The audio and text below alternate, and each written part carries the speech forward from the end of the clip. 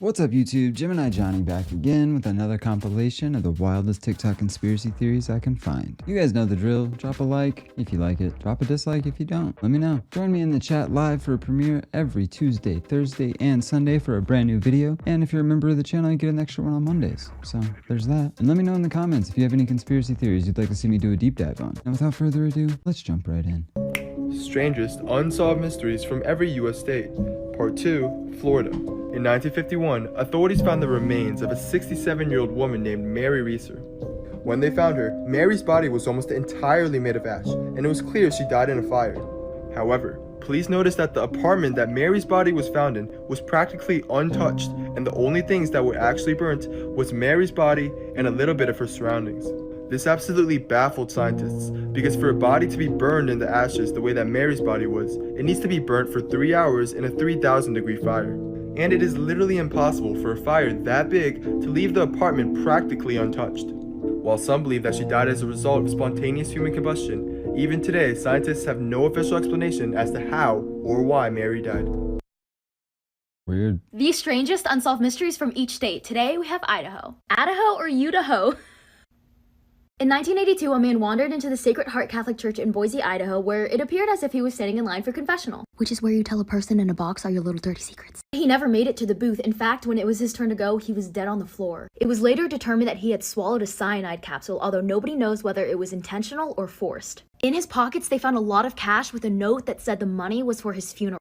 The note was signed WML Toomey, which is a company that manufactures and sells priest clothing. It gets even weirder. 1 year before his death, 2 priests in Arizona were found murdered with a wrongfully convicted suspect held at fault. The man who died in the church was wearing a belt buckle that was traced back to Arizona, and a lot of people think that he was the one who murdered those 2 priests. So do you think his death was a suicide or a retaliation murder? Do you think he was at confession to confess all of his crimes or commit another one? What's the deal with the money in his pocket saying that it's for his funeral? I wonder if they actually used it for his funeral or just pocketed the cash. Lots of questions. I mean, he also very much could have just like decided that that's the way he wanted to go out, and it was probably the least burdensome way for him to do it. I don't know, maybe he thought the church would take care of it and they'd get to keep the money. I don't know, it's a weird one. What do you guys think was up with that guy? Let me know in the comments. Deep fakes are going to become a major problem. For example, take a look at this TikTok account. At first you might recognize this girl as Charlie D'Amelio, but that's where you're wrong. This is some random girl/company that is using Charlie's face without permission to promote their brand. A deepfake is an advanced filter that takes all of your pictures and videos on social media to make a mask of your face that can be put on anyone's body. Take a look at this example from a public address Obama put out.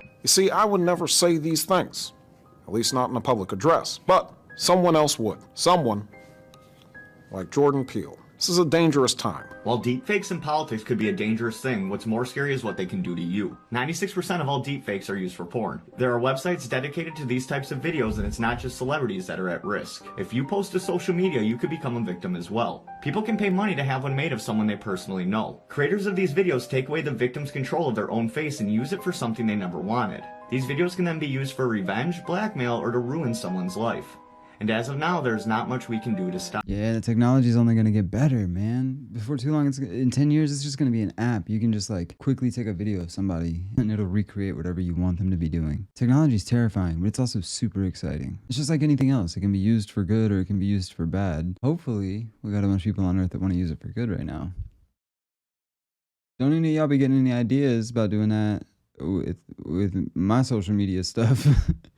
I know I've got enough video content out there now that they could probably do that with my face, but here's the thing, I won't be embarrassed by it. I'll just be like, yep, that was me, got me. Like, I'll tell my friends and family, yeah, it's not really me, dummy, it's a deep fake. But to the public, yeah, oh yeah, I did that. Wait, just thought of the things the implications of what a video like that might entail. Yeah, don't be doing that with my stuff, please. Because the thing is, they're not gonna just like, nobody's gonna deepfake somebody just like doing normal, you know, risque stuff like with their partner or whatever. It's always gonna be to blackmail you. It's gonna be you doing something probably illegal. So you definitely don't want that to be done to you. It's weird to think about in the next decade, we're gonna see deepfake technology at the Supreme Court. I don't know in what capacity, but I feel like there's gonna be a huge court case in the next 10 years dealing with deepfake technology. And I mean, they're already talking about AI and stuff, so man, that stuff's a trip too. I don't fully know what it means, but I just saw that ChatGPT is now gonna have long-term memory. Sounds scary as shit. I'll tell you that much. What do you mean long term? That's like my biggest fear is that someday somebody's gonna whip out. Do you remember what you Googled March 18th, 2006? And be like, no, I was a child. But I'm sure it wasn't good. Mysterious photos that can't be explained. In 2014, two Dutch students, Lisa and Froon and Chris Krimmers, went missing after going on a hike in Panama. 10 weeks later, their backpack was found in a rice paddy, but it was completely dry, and inside was a camera with strange pictures on it from the time they were missing. 2 months after that, authorities found bone fragments from both Lisanne and Chris, but to this day, no one knows what the pictures mean or what really happened to the girls. I think what those cases usually turn out to be is they were most likely using the light from the flash. I think those pictures probably don't mean anything. They look like just random pictures of outside. They probably got lost, and yeah, who knows what happened while they were lost. But if they had a flashlight, they might not have, because I think she said they were just going on a hike, right? They probably went on a hike. It was just supposed to be a couple-hour hike, like a normal hike. Probably just had a bottle of water each. Like, I highly doubt either one of them had a flashlight. But if they did, his batteries probably died pretty quick. Probably haven't changed this out in forever because they weren't expecting to be out there that long. I'm guessing they just didn't have a flashlight. They're probably just using the flash as a little, let me see what's over here. I heard a noise. See anything? But then if it was a film camera, you've only got so many pictures you can take. They probably use that as a light when they needed it. And unfortunately, probably succumbed to the elements. Really sad. Don't go hiking in places you are unaware of. And if you do go hiking in a new place, make sure you map it out and know exactly where you're going. Or at least go to a trail that a lot of people like to hike. So there's at least a lot of people around. You can kind of follow them. And stick to the main trail. I got lost one time taking what I thought was a shortcut on a hike on the way back. Turned out to be a game trail. I was going through tunnels of bushes and stuff. It was terrifying. In Griffith Park, anyone knows LA, it's Runyon Canyon's there, and it's just this big hike that a lot of people go to. And if you are familiar, I actually wasn't in Runyon Canyon. I was actually at the Bronson Caves, which, fun fact, is where they filmed the original Bat Cave. If you're ever in LA, it's one of the coolest free things you can do, in my opinion. Go see the Bat Cave. Strangest unsolved mysteries in every U.S. state. Part 6, Illinois. During the 1940s, police received more than 24 cases of a strange gas in Illinois. The people in the cases generally reported smelling a weird, putrid odor in their homes that caused them to feel nauseous, cough, vomit, and even be paralyzed for days. No physical evidence was ever found inside any of the homes. To this day, no one knows if it was a chemical attack, or an instance of mass hysteria, or something else. Well, I don't know what it was either. Creepy Unsolved Mysteries Part 1. In 1959, 9 ski hikers went on a trip in the Ural Mountains. It was located in Russia, and on their last night, they set up camp and had dinner. But that night, when they went to bed, they were never found again. They had sent a rescue team, and when they finally found the group's tent, it was ripped open from the inside with footprints everywhere. Some of the footprints were boots, socks, and bare feet, which is weird in cold weather. They followed the tracks and found 2 bodies, which were just completely naked in their underwear. Over the next couple of months, they found the rest of the 7 bodies. One body had brutal force to the head like it was beaten. Some even had chest fractures. They said the injuries to those bodies were equivalent to people who got into car crashes. One body was even missing his tongue, eyes, and lips, while another body had strange high radiation on his clothes. Was it aliens? A science experiment gone wrong? A crazy tribe attack? It's still a mystery to this day. What do you think? Comment below. And like this video if you want a part 2. Must have been one of his older TikToks from before he started the whole eating shtick. Shtick? Fish stick. What are you, gay fish? I wanted to have a little fun, so here are 3 theories that make you think. The lines on detergent caps are higher than they should be, so you use more detergent for each load of laundry, so that you have to buy more of their product. And it's the same thing for the amount of toothpaste you see in ads. You don't actually need to use that much, you only need to use a pea-size amount. There's a theory that Swiper and the map are in cahoots. Think about it. How does Swiper always know where Dora will be? And who is telling Dora where to go?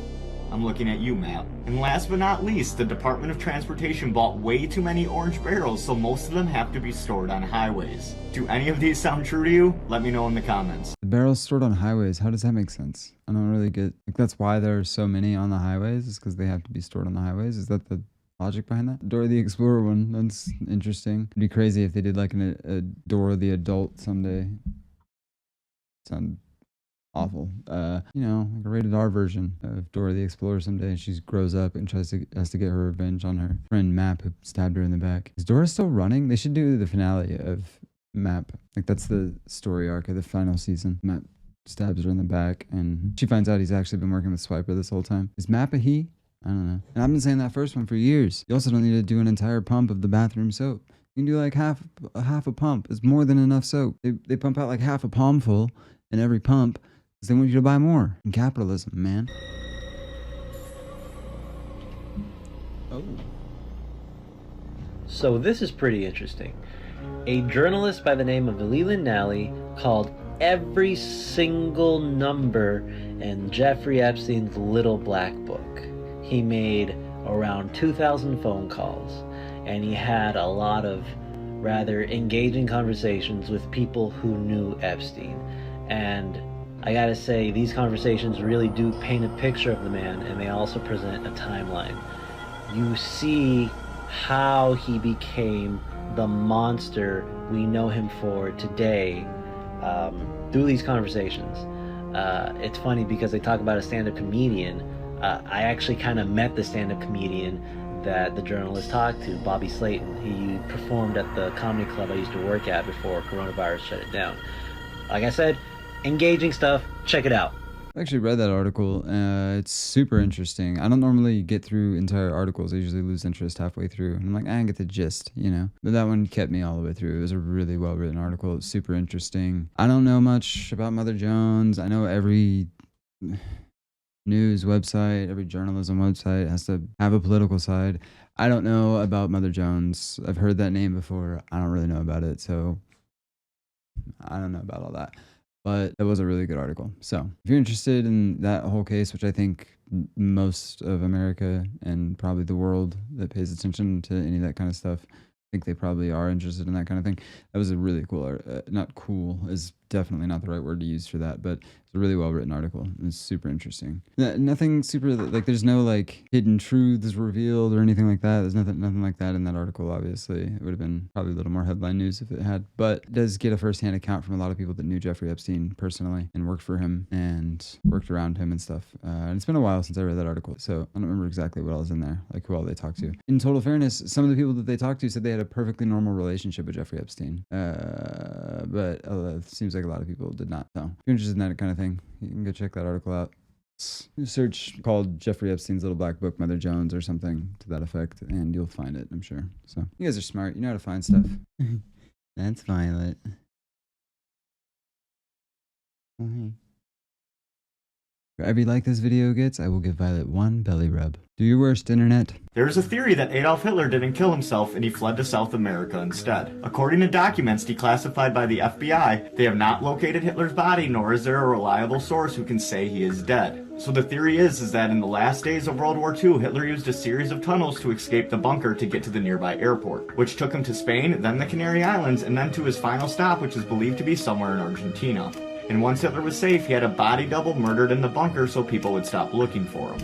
Recently in Misiones, Argentina, there have been 3 remote stone structures that have been found deep inside the jungle. And archaeologists believe these to be safe houses for Nazis that were on the run. The archaeologists discovered a box inside of one of the walls. Inside the box was a Nazi coin from the Third Reich, as well as a photo of Hitler himself. They also discovered multiple vials of medicine, more specifically medicine for chronic stomach pain. And according to that same FBI document from earlier, Hitler was in fairly good health except for his stomach ailment, which he dealt with his whole life. So there were Nazis at this site in the past, but was Hitler one of them? Yeah, I mean, I think it's a plausible theory. I don't know that I necessarily believe it, but it is kind of weird that they never confirmed his body. We got that story that he, called it himself, and they never found his body. I wonder what all the other redacted stuff in there is. That's all I couldn't stop thinking about that. Like, what's all the other redacted stuff? It's been long enough. We can't know the secrets about Hitler. Like, come on. You guys can unblock that out, You don't need to. I doubt we're still keeping secrets. We, as in the American government. I doubt they're still keeping secrets that they held back then. Just kidding. Let's be real. They probably do have quite a few secrets that they're still holding from back then. It seems weird that they would release the document. People would be like, yeah, we're going to retract this half, but we'll give you all this other new stuff. Yeah, we never found his body. So that's what I'm saying. If they're going to tell us they never found his body, what are they not telling us and all that? What are they not telling us, man? You can't handle the truth. Strangest Unsolved Mysteries from Every U.S. State, Part 33, Kentucky. On March 3, 1876, residents of Olympia Springs, Kentucky began to witness large chunks of meat falling from the sky. The strange meat basically appeared out of thin air, and the crazy thing is, no one could tell what animal the meat came from. Even after some brave residents tasted the meat, they claimed they had never had anything like it before. A piece of the meat was even preserved and is now on display at the Transylvania University in Kentucky, but the origin of the meat has never been truly solved. Why would you eat that? Mystery meat from the sky? There is not a dollar, well, there's probably a dollar amount. But it would be an extremely high dollar amount to get me to try to taste that. Was it just splattering on the ground? Like, I don't understand. I'm so confused.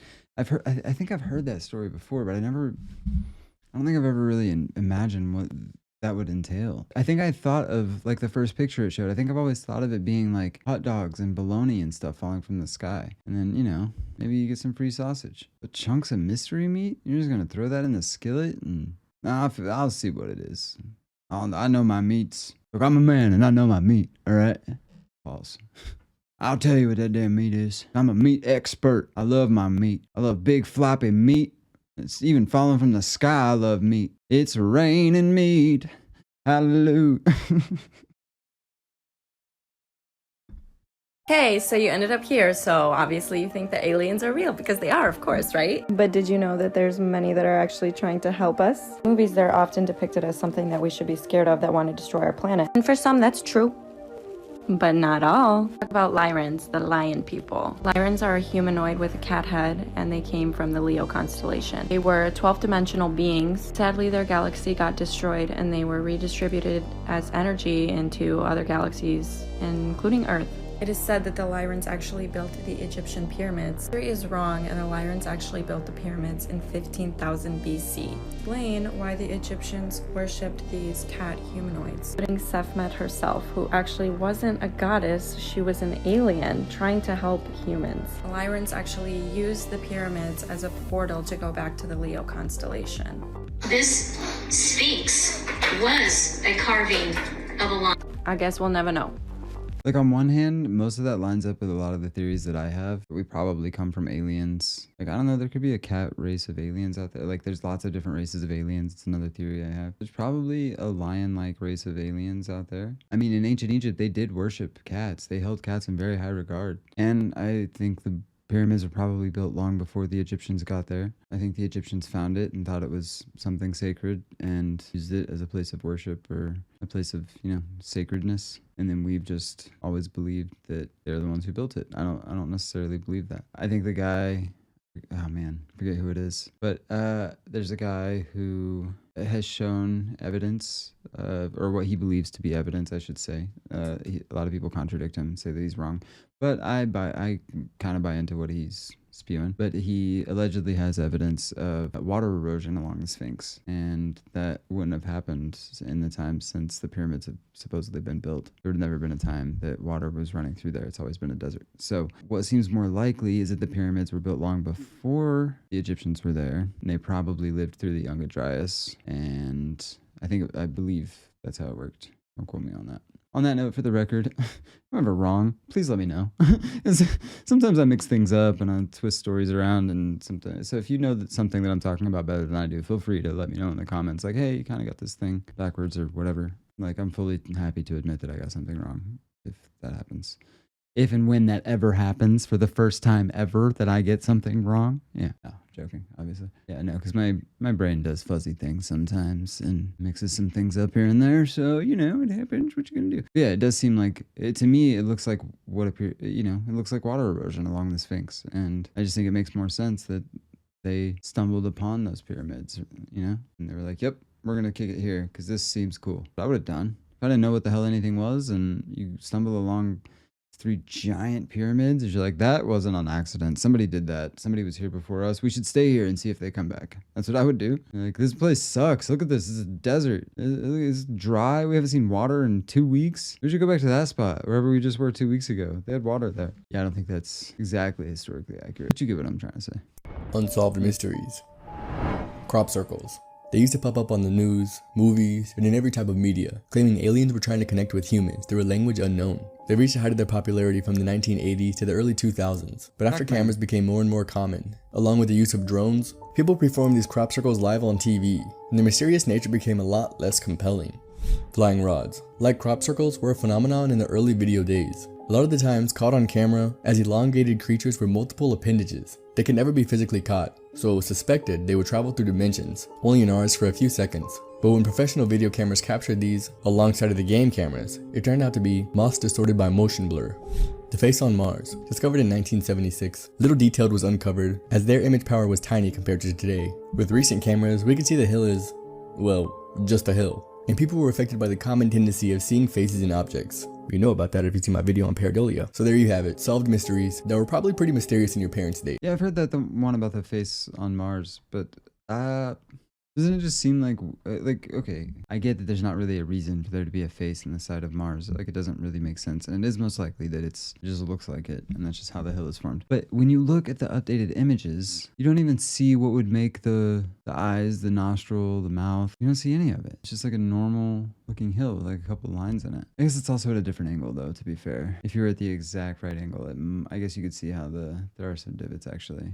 I'm full of shit. No, it doesn't look like it, but when you look at the picture closely, yeah, you can kind of see some divots in it. Yeah, the bug, we see those all the time, you know? Orbs and stuff.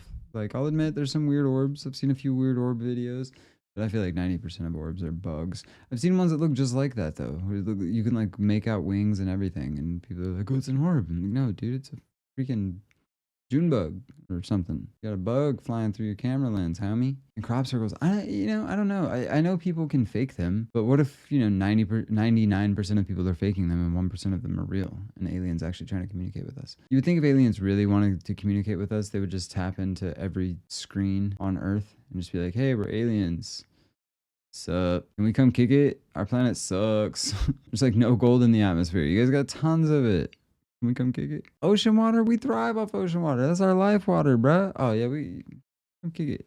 Don't take too much, but yeah, you can have like a gallon or two. Conspiracy theories that people actually believe. We live in a simulation. These theories suggest that we live in a giant simulation. So scientists think that in the future we will be able to simulate universes. But that makes us think that maybe it has already been done. And we are the ones that actually live in a simulation, and we don't know that we are not real. And even Elon Musk has said that we are probably living in a simulation. The next conspiracy theory is that the moon doesn't exist. People say it is actually just a projection, and some people think it's also a hoax, and it was created to distract people from the existence of Nibiru, which is a rogue planet that will cause the apocalypse. Do you believe that any of these are true? The only thing I don't believe is true is that people believe that the moon is a distraction from Nibiru. I don't know about you, but if I walked outside and saw the moon, and then also saw another giant planet right next to us all of a sudden, I would probably notice it. I don't think I would be distracted, be like, the moon looks very pretty tonight.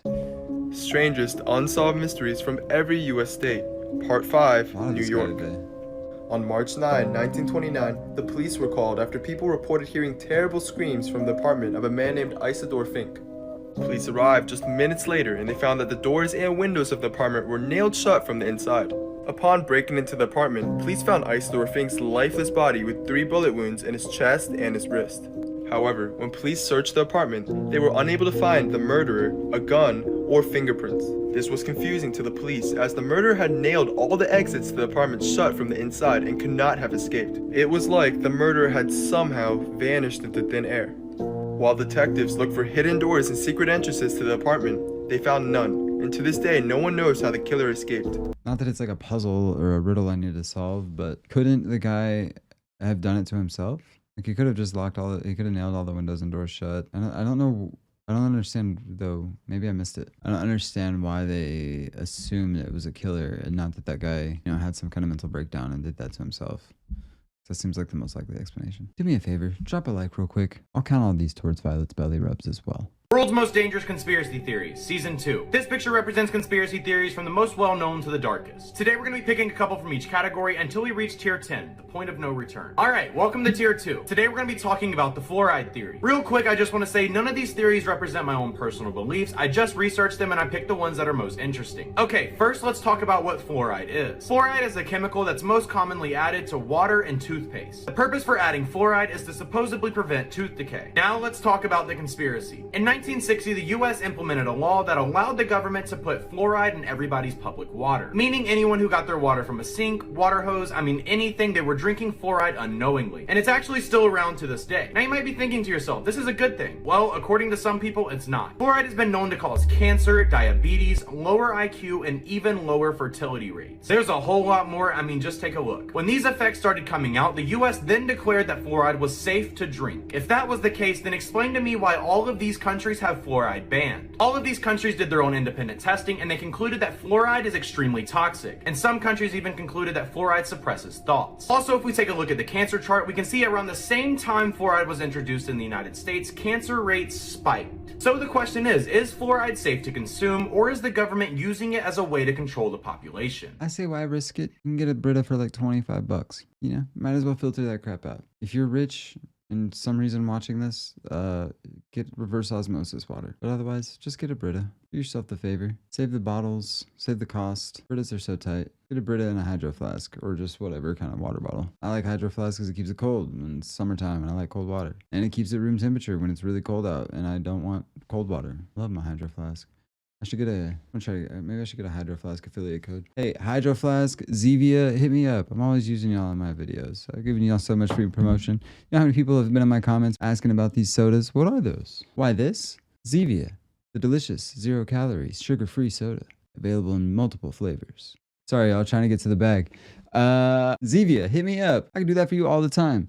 Hydro Flask, you want some of that love? I am contactable. The tier 4. Today we're going to be talking about Dropa stones. Dropa stones are claimed to be proof of aliens. Just take a look at some of these things. The detail is incredible. In 1938, a doctor led an expedition into some caves in China. These caves supposedly contain traces of an ancient civilization. The man went into these caves, and under rocks and dust, they found 716 of these Dropa stones. Each of these Dropa stones have hieroglyphics on them that tell a very strange story, and even weirder than that, these stones are claimed to be over 12,000 years old. In 1962, a researcher claimed he deciphered some of these hieroglyphics that were on the Dropa stones. And apparently the hieroglyphics told a story of a spaceship that crashed into the same cave these men got these out of. It then goes on to say that aliens refer to themselves as Dropa, which hence the name. These Dropa stones have been researched by tons of scientists, but more specifically Russia. Russia claims that they put these discs in a specific order, and then they started to vibrate and make weird humming noises. After it became public that these Dropa stones started to vibrate, nobody has seen them ever again. And nobody knows where they are even to this day. In fact, some ufologists even came out publicly and said they are willing to pay $50 million for just one out of the 716 stones. So the question is, are these just ancient stones with hieroglyphics on them, or is the person who made these stones trying to warn us of something much darker? I would bet every dollar I have, it's either in the Smithsonian or the Vatican.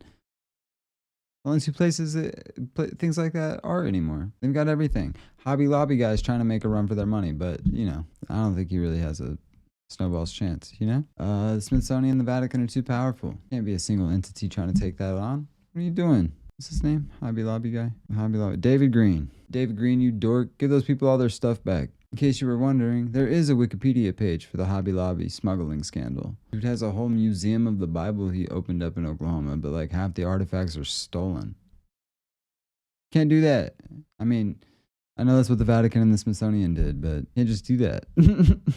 Or maybe he can. Time will tell. I don't know. Maybe he'll get... This is currently all still happening. I think they're in court and stuff for it right now, so if I'm not mistaken. Do you have a Wikipedia page? He's got to have a Wikipedia page. Where is he?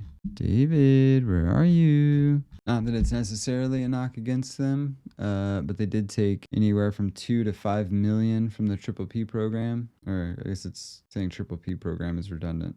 Paycheck protection program, the thing, all the businesses opted into, got millions of dollars, and then opted into the option to not pay it back. Yeah, they did that too. So, which, government's going to hand me a check. I'm not going to say no, to be fair. Can't really knock them.